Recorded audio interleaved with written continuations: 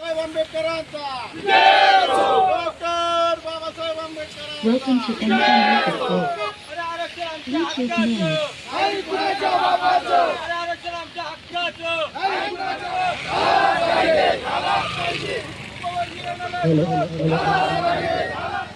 उपवर्गीकरण रद्द, उपवर्गीकरण रद्द,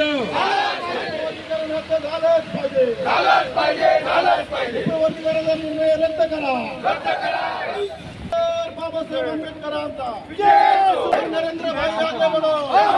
हे पहा, महाराष्ट्र सरकारने आरक्षणामध्ये उपवर्गीकरण करण्याचा जो निर्णय घेतलेला आहे त्या बाबतीत हा खऱ्या अर्थाने आदरणीय नामदार रामदास आठवले साहेबांच्या आदेशाने संपूर्ण महाराष्ट्रामध्ये आज 27 तारखेला सर्व तहसील कार्यालय मोर्चे होत आहेत.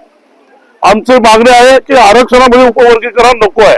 आम्हाला आरक्षणातला उपवर्गीकरण जो होत आहे ते रद्द झालं पाहिजे यासाठी ही खऱ्या अर्थाने मागणी आणि हा या मोर्चाचा मुख्य उद्देश आहे. वर्गीकरण रद्द झालं पाहिजे, महाराष्ट्र सरकारने रद्द केलं पाहिजे यासाठी आज आम्ही या ठिकाणी आलेलो आहोत.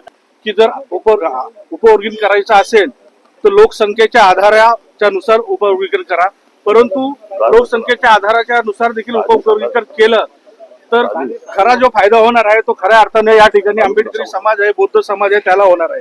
परंतु हा बौद्ध समाज जो आहे हा मोठ्या भावाची भूमिका या ठिकाणी राबवण्याचा प्रयत्न करतो.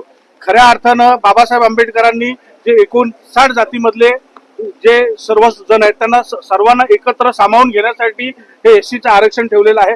पण त्याच्यामध्ये जर उपवर्गीकरण झालं तर खऱ्या अर्थानं जो फायदा होणार आहे तो बौद्ध समाजाला होईल. आपण जर पर्सेंटेज नुसार जर पाहिलं तर खऱ्या अर्थानं बौद्धांना त्या ठिकाणी 2011च्या नुसार 6 ते 7.5% आरक्षण मिळेल आणि 2026च्या जनगणनेनुसार जर पाहिलं तर जवळजवळ ते 7-7.5% पर्यंत जाईल आणि इतर समाजाला 5 ते 6% मिळेल. परंतु बौद्ध समाज हा मोठा मनाचा आहे, मोठा भाऊ आहे. या भूमिकेतून आम्हाला असं वाटतं इतरांना 60% फक्त मिळू नये, म्हणजे 58 जातीला जर 60% मध्ये आरक्षण मिळत असेल तर खऱ्या अर्थानं उपवर्गीकरण झालं तर त्यांच्यावर हा अन्याय असेल. उपवर्गीकरणाचा शासनाने जो घाट घातला आहे तो अतिशय फार चुकीचा आहे आणि त्या शासनाचा प्रथम आम्ही जाहीर निश्चित करतो. जो 59 जातीच्या संदर्भात जो उपवर्गीकरणाचा निर्णय घेतलेला आहे तो फार चुकीचा आहे. किंवा आमच्या सर्व सामाजिक घटक ज्या संस्था असतील आमच्या त्यात पुन्हा बहुजन संस्थेच्या वतीने किंवा चर्मकार संघटनेच्या वतीने आम्ही सगळ्यांच्या वतीने जाहीर निषेध करतो आणि त्यासाठी आम्ही इथे जमलेलो.